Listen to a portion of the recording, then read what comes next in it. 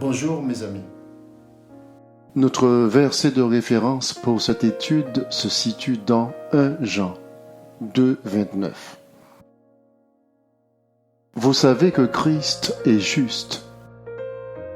Reconnaissez par conséquent que tout homme qui accomplit ce qui est juste est né de lui.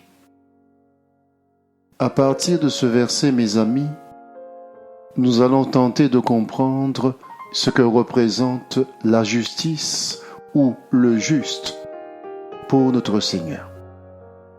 Ce qui est juste, mes amis, c'est ce qui est conforme à la justice, à l'équité, au droit. Une personne qui est juste, c'est une personne qui agit conformément à la justice, qui n'a pas de parti pris. Une personne qui est juste, c'est une personne qui agit avec précision, avec exactitude, comme il le faut, comme il convient. Cette personne est une personne qui pratique la justice. Ses décisions, ses actes sont invariablement justes. Mes amis, une horloge qui donne l'heure juste est une horloge précise. Une loi qui ne prend pas en compte les difficultés ou les problématiques des plus faibles, ce n'est pas une loi juste. Une décision ou une sanction qui ne serait pas conforme à la justice, au droit et à l'équité ne serait pas une décision juste. Nous comprenons alors que le juste se soucie de la justice.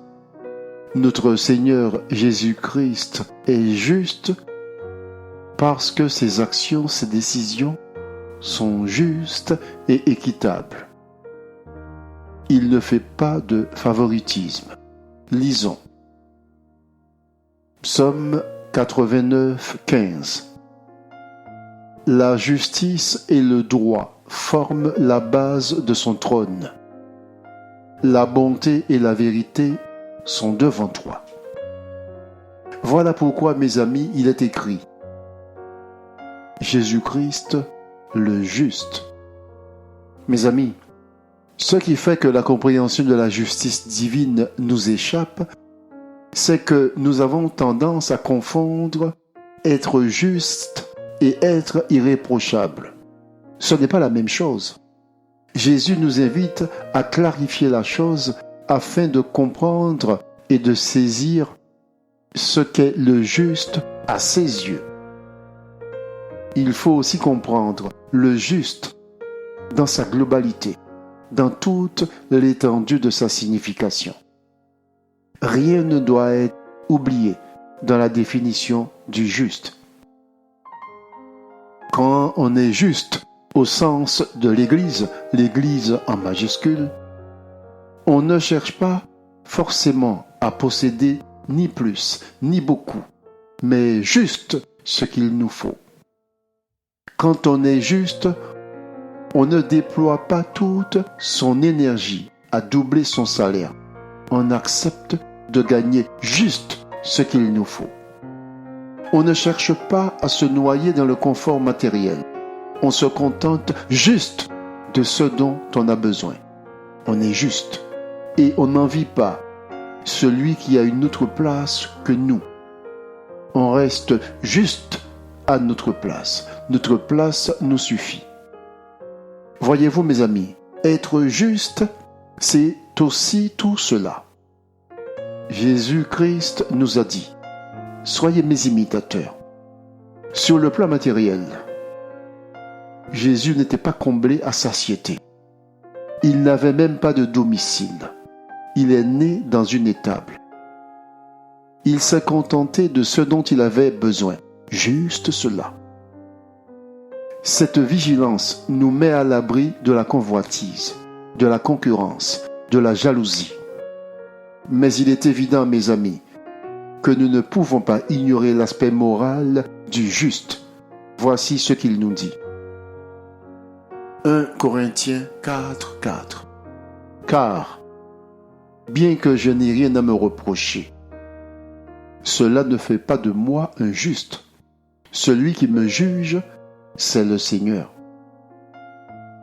Mes amis, c'est la première chose qu'il faut corriger, que nous devrions rectifier dans notre façon de définir et de percevoir le juste au sens de l'Église. Mes amis, mes actes sont très bien réglés. Je ne bois pas, je ne fume pas, je suis fidèle, je paye ma dîme, je prie, je pardonne. Cela fait que, au fond de moi, je suis intimement convaincu que je suis un homme juste. Erreur, grave erreur. Voyons comment le Seigneur nous explique la chose. Lisons Luc 18:9. Il raconta aussi une parabole pour ceux qui étaient convaincus d'être justes et méprisaient les autres. 2 hommes montèrent au temple pour prier. Un pharisien et un collecteur d'impôts. Le pharisien debout faisait intérieurement cette prière. Ô Dieu, je te remercie de ne pas être avare, malhonnête et adultère comme les autres hommes, et en particulier comme ce collecteur d'impôts là-bas. Moi, je jeûne 2 jours par semaine. Je donne 10% de tous mes revenus. Le collecteur d'impôts se tenait dans un coin retiré et n'osait même pas lever les yeux au ciel, mais il se frappait la poitrine et murmurait « Ô Dieu, aie pitié du pécheur que je suis. » Je vous assure, c'est ce dernier et non pas l'autre qui est rentré chez lui déclaré juste par Dieu, car celui qui s'élève sera abaissé. Celui qui s'abaisse sera élevé. Mes amis, nous pouvons écouter ce discours en murmurant au fond de nous en disant « J'écoute ses propos. Il peut raconter ce qu'il veut. Mais moi, je sais que je suis juste. » Mes amis, dans notre verset de référence, il n'est pas dit Jésus un juste, mais Jésus-Christ le juste. Si tu prétends être juste, cela veut dire que si tu étais sur terre au temps de Noé, tu serais monté dans l'arche avec lui. Lisons Ecclésiaste 7:20. Non, il n'y a sur terre aucun homme juste qui fasse le bien et qui ne pêche jamais. Comprenons alors que nous sommes habités par la méchanceté, par l'injustice et la désobéissance. Nos actes nous condamnent, car voici, Acte 3:14. Mais vous avez renié celui qui était saint et juste, et vous avez demandé qu'on vous accorde la grâce d'un meurtrier. Vous avez fait mourir le prince de la vie que Dieu a ressuscité. Nous en sommes témoins. Cessez de penser, mes amis, qu'on parle des autres. On parle de nous. Lisons Proverbe 29:7. Le juste reconnaît le droit des pauvres, mais le méchant ne s'en préoccupe pas. Suivez-moi, mes amis.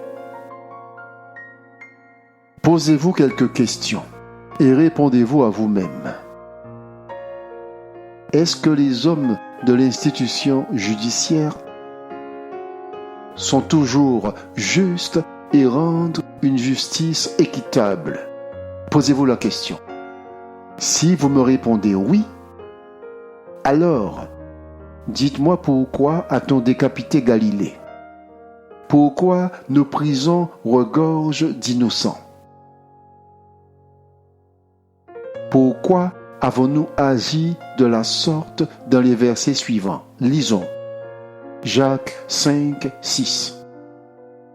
Vous avez condamné, vous avez tué le juste, qui ne vous a pas résisté. Il s'agit de Jésus, que nous avons tué et qui ne nous a pas résisté. Acte 3, 14. Vous avez renié le saint, le juste, et vous avez demandé qu'on vous accordât la grâce de meurtrier. C'est ce que nous avons fait. Jérémie 17, 10. Moi, l'Éternel, j'explore le cœur, j'examine les reins pour traiter chacun conformément à sa conduite, au fruit de ses agissements. Mes amis, Dieu est juste, et c'est lui, Jésus, qui nous conduit dans les sentiers de la justice à cause de son nom. Lisez le psaume 23. Comment il nous conduit dans les sentiers de la justice? Quand tu as la foi en Jésus, ta foi t'aide à avoir un regard juste sur toi-même et sur les autres. Ainsi, la justice habite en toi par la foi en Jésus-Christ. C'est aussi simple que ça. C'est sa promesse, c'est sa parole. Lisons. 1 Jean 3, 7. Mes enfants, que personne ne vous trompe sur ce point. Est juste celui qui fait ce qui est juste. Mes amis, le juste déclenche la miséricorde de Dieu. Examinons ce qui s'est passé lors de la crucifixion de Jésus sur le mont Golgotha. Voici ce que dit l'un des criminels crucifiés aux côtés de Jésus.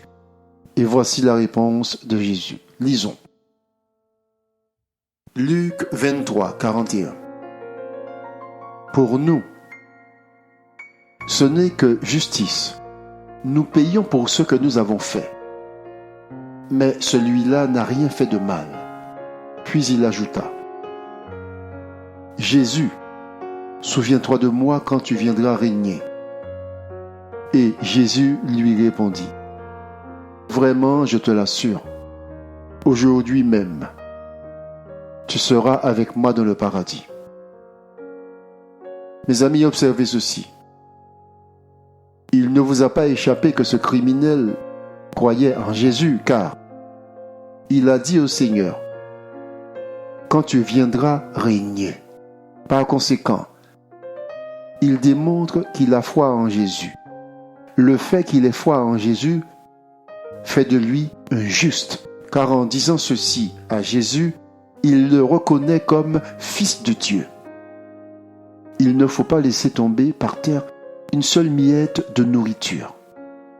Ce petit détail a toute son importance. Le criminel avait foi en Jésus.